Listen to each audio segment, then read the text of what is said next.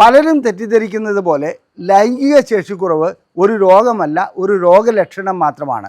അത് പ്രമേഹത്തിൻ്റെയോ പ്രഷറിൻ്റെയോ ഹാർട്ട് അറ്റാക്കിൻ്റെയോ അല്ലെങ്കിൽ Peyronie's disease എന്ന് പറയുന്ന മറ്റൊരു അസുഖത്തിൻ്റെയോ മൾട്ടിപ്പിൾ സ്ക്ലിറോസിസ്, പാർക്കിൻസോണിസം, തലച്ചോറിനെ ബാധിക്കുന്ന മറ്റ് അസുഖങ്ങൾ, അതുപോലെ തന്നെ മെറ്റബോളിക് സിൻഡ്രോം, ഇത്തരം അസുഖങ്ങളുടെയൊക്കെ ആദ്യ ലക്ഷണമായിട്ടാണ് ലൈംഗിക ശേഷിക്കുറവ് വരുന്നത്. അതുപോലെ തന്നെയാണ് നാം ഈ ലൈംഗിക ശേഷിക്കുറവിനെ സംബന്ധിച്ചിടത്തോളം നാം ഏതെങ്കിലും മരുന്ന് കഴിച്ച് അതിന് പരിഹാരമുണ്ടാക്കുമ്പോഴും നാം രോഗത്തെ അല്ല ചികിത്സിക്കുന്നത്, വെറും രോഗലക്ഷണത്തെ മാത്രമാണ്. അത് അപകടം പിടിച്ചൊരു പ്രവണതയുമാണ്. ഇത് ഞാനൊന്ന് വിശദീകരിക്കാം. നമുക്ക് പനിയെക്കുറിച്ചറിയാം. പനി ഒരു രോഗലക്ഷണമാണ്. പനി വരികയാണെങ്കിൽ നാം സാധാരണഗതിയിൽ പാരസെറ്റമോൾ കഴിക്കാറുണ്ട്. വല്ല വൈറൽ ഫീവറുമാണെങ്കിൽ അതങ്ങ് മാറിക്കിട്ടും. അതേസമയത്ത് ടൈഫോയിഡ് ഫീവർ ആണെങ്കിൽ തീർച്ചയായിട്ടും പാരസെറ്റമോൾ മാത്രം കഴിച്ചുകൊണ്ടിരിക്കുകയാണെങ്കിൽ അദ്ദേഹത്തിൻ്റെ കുടലിൽ നിന്നും രക്തസ്രാവം ഉണ്ടാകുകയും കുടൽ പൊട്ടി അവിടെ നിന്ന് രക്തം വന്ന് അദ്ദേഹം മരണപ്പെടുന്നതായിട്ടുള്ള അവസ്ഥ വരെ ഉണ്ടാകാറുണ്ട്. അതുകൊണ്ട് രോഗലക്ഷണങ്ങളെ നാം ഒരിക്കലും രോഗമായി കാണരുത്. ലൈംഗിക ശേഷിക്കുറവെന്ന രോഗലക്ഷണത്തെ പലരും കാണുന്നത് ഒരു രോഗമായിട്ടാണ്. അതൊരു രോഗമേ അല്ല, മറ്റൊരു മാരക രോഗത്തിൻ്റെ ഒരു ലക്ഷണം മാത്രമാണത്, അല്ലെങ്കിൽ അതിൻ്റെ ആദ്യ സൂചന മാത്രമാണത്. ഞാൻ ഡോക്ടർ അജയൻ വർഗീസ്, കോഴിക്കോട് ജില്ലയിൽ കുന്നമംഗലം പന്തീർപ്പാടത്തുള്ള institute of sexual and reproductive medicine എന്ന സ്ഥാപനത്തിൻ്റെ ഡയറക്ടറാണ്. International association of sexual medicine practitioners modern medicine എന്ന അസോസിയേഷൻ്റെ അഖിലേന്ത്യാ ചെയർമാനുമാണ്.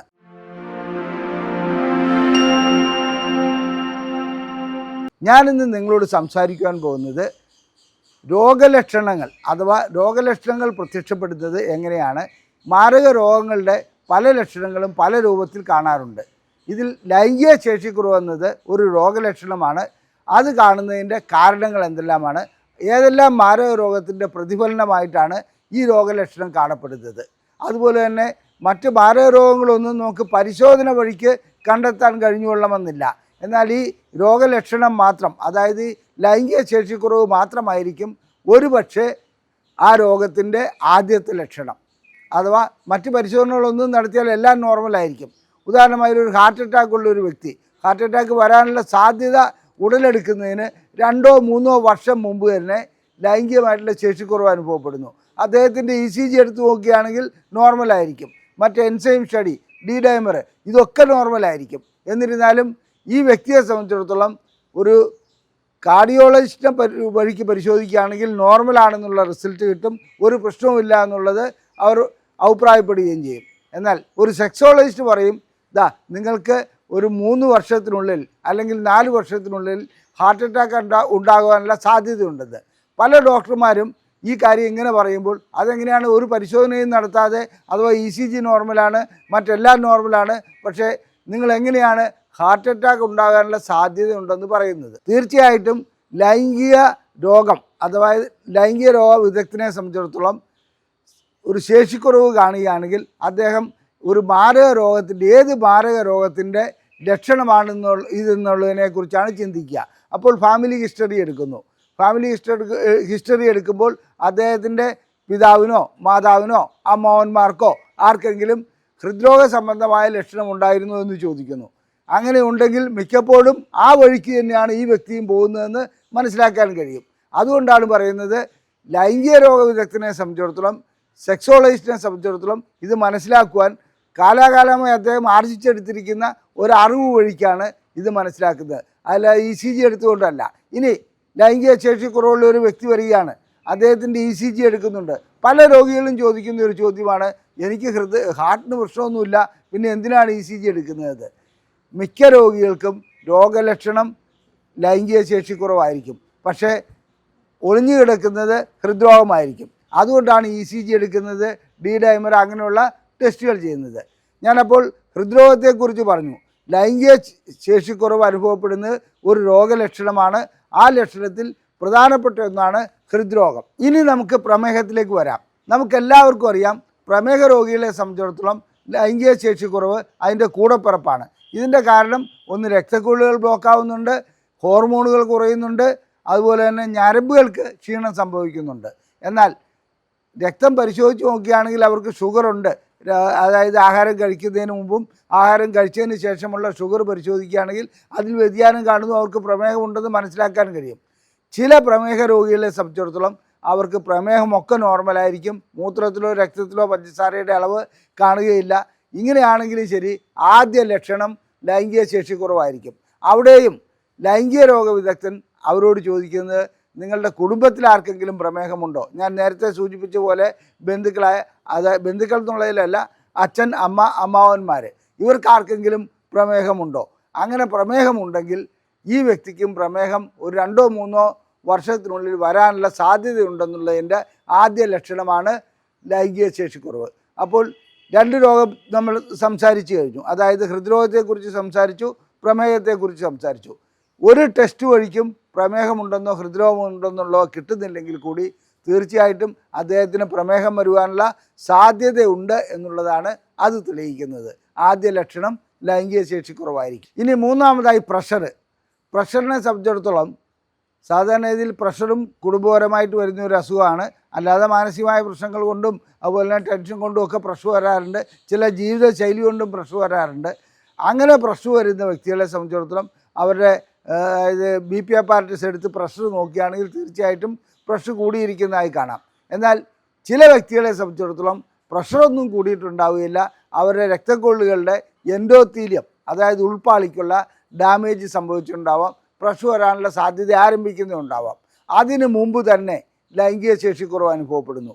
എന്തുകൊണ്ടാണ് ഇങ്ങനെ ലൈംഗിക ശേഷിക്കുറവ് ആദ്യം അനുഭവപ്പെടുന്നത്? കാരണം ലിംഗത്തിലേക്കുള്ള രക്തക്കൊള്ളുകൾ 1 മില്ലി മുതൽ 2 മില്ലി വരെ മാത്രമേ വ്യാസമുള്ളൂ. വളരെ ചെറിയ രക്തക്കൊള്ളാണ്. ലിംഗത്തിൻ്റെ മറ്റൊരു ധർമ്മമായ മൂത്രവിസർജനത്തിന് ഇതിന് മസ്കുലാർ പവറിൻ്റെ ആവശ്യമില്ല. യൂറിനറി ബ്ലാഡറിൽ നിന്നാണ് അതിൻ്റെ സങ്കോചം ഉണ്ടാകുന്നത്. അപ്പോൾ ലിംഗത്തിൻ്റെ പ്രധാനപ്പെട്ട ആവശ്യമെന്ന് പറയുമ്പോൾ ലൈംഗികമായിട്ടുള്ള ബന്ധപ്പെടലാണെങ്കിൽ ആ ലൈംഗികമായിട്ടുള്ള ബന്ധപ്പെടൽ ഉണ്ടാകുമ്പോൾ അതിലേക്ക് ആവശ്യത്തിന് രക്തം ഇരച്ചു കയറേണ്ടതുണ്ട്. അങ്ങനെ രക്തം ഇരച്ചു കയറിയാൽ മാത്രമേ ദൃഢത കൈവരിക്കുവാൻ കഴിയുള്ളൂ. പ്രഷർ ആരംഭിക്കുന്നതിന് മുമ്പ് തന്നെ എൻഡോത്തീലിയൽ ഡാമേജ് ഉണ്ടാകുന്നു. അതായത് രക്തക്കൊള്ളുകളുടെ ഉൾപ്പാളി തകരാറിലാകുന്നു. അതുകൊണ്ട് ഏറ്റവും ചെറിയ രക്തക്കൊള്ളായ ലിംഗത്തിലേക്കുള്ള രക്തക്കൊള്ളുകൾക്ക് ബ്ലോക്ക് ഉണ്ടാകുന്നു. അതുകൊണ്ടാണ് ഒരു വ്യക്തിക്ക് ലൈംഗിക ശേഷിക്കുറവുണ്ടായിക്കഴിഞ്ഞാൽ അദ്ദേഹത്തിൻ്റെ കുടുംബ ചരിത്രമാണ് നോക്കേണ്ടത്. പ്രഷറോ പ്രമേഹമോ അതുപോലെ തന്നെ ഹാർട്ട് അറ്റാക്കോ എന്തെങ്കിലും ഉണ്ടോ എന്ന്. അങ്ങനെ ഉണ്ടെങ്കിൽ അത് വരുവാനുള്ള സാധ്യത ഉണ്ടെന്നുള്ളത് നമുക്കിവിടെ മനസ്സിലാക്കുവാൻ കഴിയും. അതേപോലെ തന്നെ പ്രഷർ അളന്നു നോക്കുകയാണെങ്കിൽ, അത് പ്രഷർ പരിശോധിച്ച് നോക്കുകയാണെങ്കിൽ തീർച്ചയായിട്ടും നോർമലായിട്ട് ആണ് കിട്ടുക. അപ്പോൾ 3 രോഗമായി: പ്രഷർ, പ്രമേഹം, അതുപോലെ തന്നെ ഹാർട്ട് അറ്റാക്ക്. ഇനി ഇത് കൂടാതെ മറ്റൊരു കൊളസ്ട്രോളിൻ്റെ ലെവൽ ചിലപ്പോൾ ഹൈ ലെവൽ കിട്ടിയെന്ന് വരാം. അതുപോലെ തന്നെ ചിലപ്പോൾ ഹൈ ലെവൽ അല്ലാതെ നോർമലായി കിട്ടിയെന്ന് വരാം. അവിടെയും കുടുംബചരിത്രം നാം നോക്കിയിട്ട് കൊളസ്ട്രോളിൻ്റെ ആരംഭം ഉള്ള വ്യക്തികളെ സംബന്ധിച്ചിടത്തോളം അവരുടെ രക്തക്കൊള്ളുകൾ ബ്ലോക്ക് ആകാറുണ്ട്. അത് ലിംഗത്തിലേക്കുള്ള രക്തക്കൊള്ളാണ് ഏറ്റവും ആദ്യം ബ്ലോക്ക് ആകുന്നത്. ഇതിനോടനുബന്ധിച്ച് തന്നെ വരുന്നതാണ് ഈ മെറ്റബോളിക് സിൻഡ്രോം എന്ന് പറയുന്നത്. അതായത് ഇങ്ങനെ വരുന്ന വ്യക്തികളെ സംബന്ധിച്ചിടത്തോളം അവർക്ക് തടി കൂടുതലുണ്ടാവും, അവർക്ക് ആവശ്യത്തിൽ കൂടുതൽ ഇൻസുലിൻ ഉൽപ്പാദിപ്പിക്കും.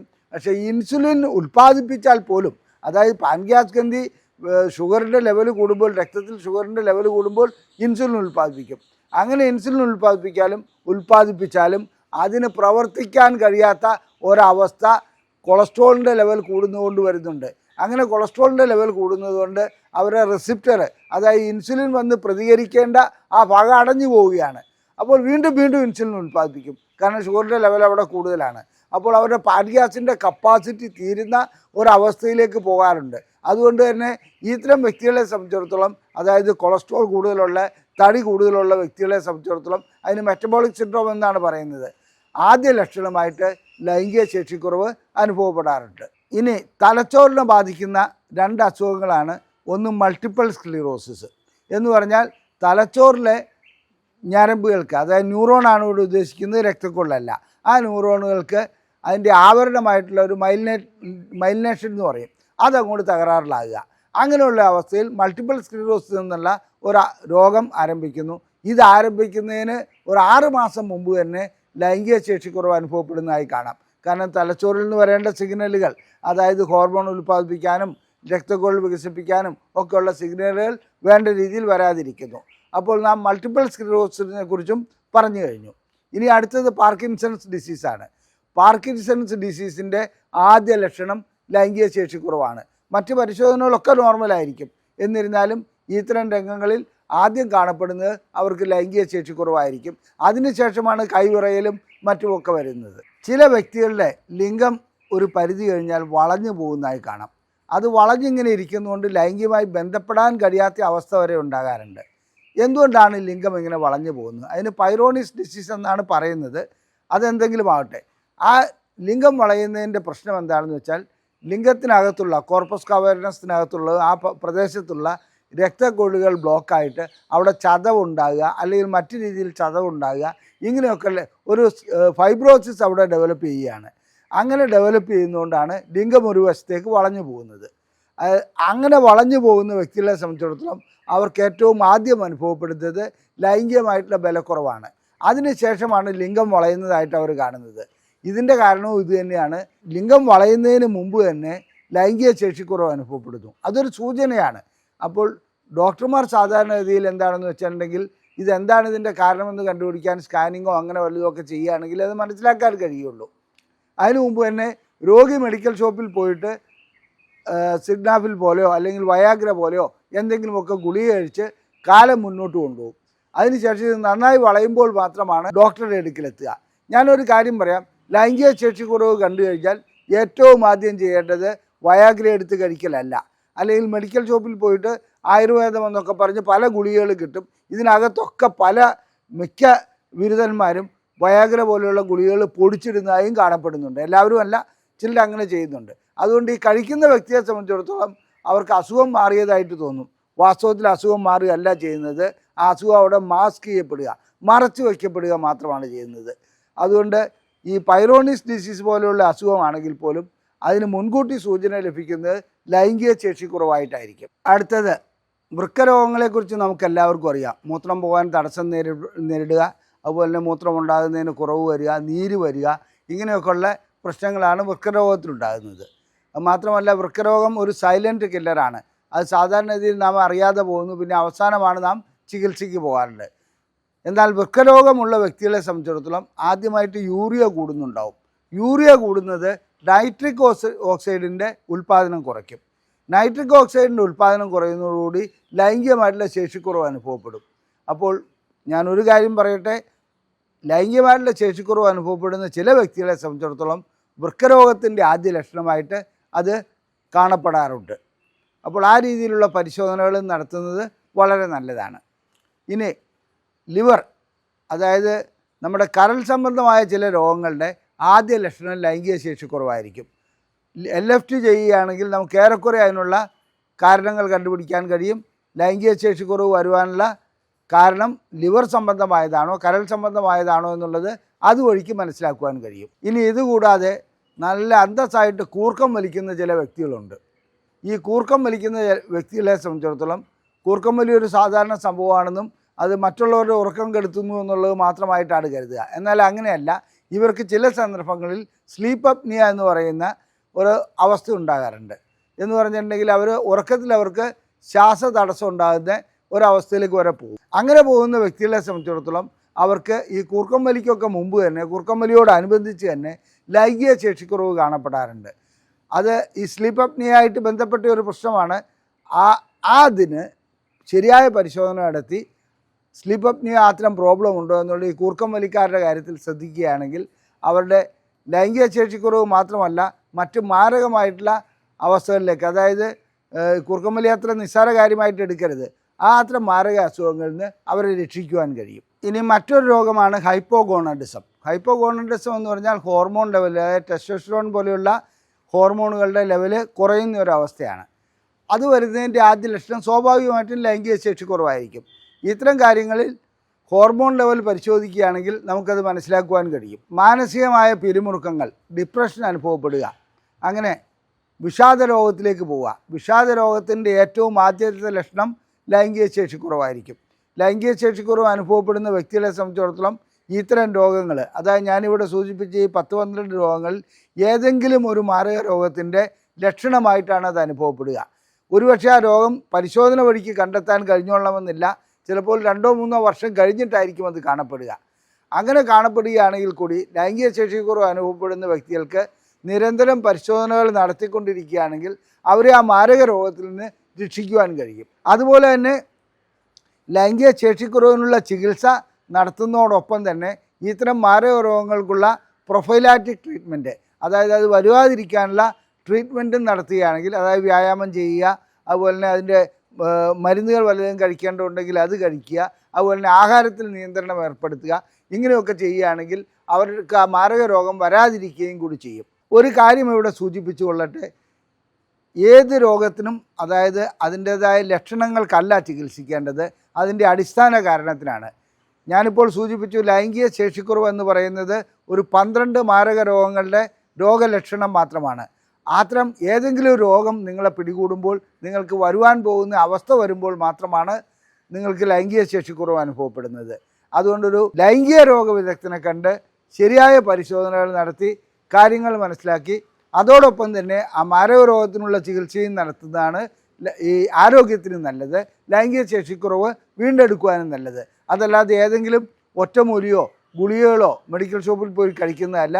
അത് മാരകമായ പ്രത്യാഘാതങ്ങൾ ഉണ്ടാക്കുന്ന ഒരു വസ്തുതയാണ്. ഞങ്ങളുടെ ഈ വീഡിയോ ഇഷ്ടപ്പെട്ടുവെങ്കിൽ ഇത് ഷെയർ ചെയ്യുക, നിങ്ങളുടെ അഭിപ്രായങ്ങൾ കമൻറ്റ് ബോക്സിൽ രേഖപ്പെടുത്തുക, ലൈക്ക് ചെയ്യുക.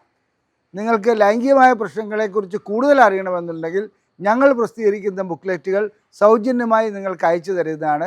ഇവിടെ കാണിച്ചിരിക്കുന്ന വാട്സപ്പ് നമ്പറിൽ ISRM എന്ന് ടൈപ്പ് ചെയ്ത് ഞങ്ങൾക്ക് അയയ്ക്കുക. ഞങ്ങൾ നിങ്ങൾക്ക് ഈ ബുക്ക്ലെറ്റുകൾ സൗജന്യമായി അയച്ചു നൽകുന്നതാണ്. PDF ഫോർമാറ്റിലാണ് അയച്ചു നൽകുക. അതുകൂടാതെ നിങ്ങൾക്ക് ചികിത്സ ആവശ്യമുണ്ടെങ്കിൽ ഇവിടെ കാണിച്ചിരിക്കുന്ന നമ്പറിൽ തന്നെ വിളിച്ച് ബുക്ക് ചെയ്യാവുന്നതാണ്. നന്ദി, നമസ്കാരം.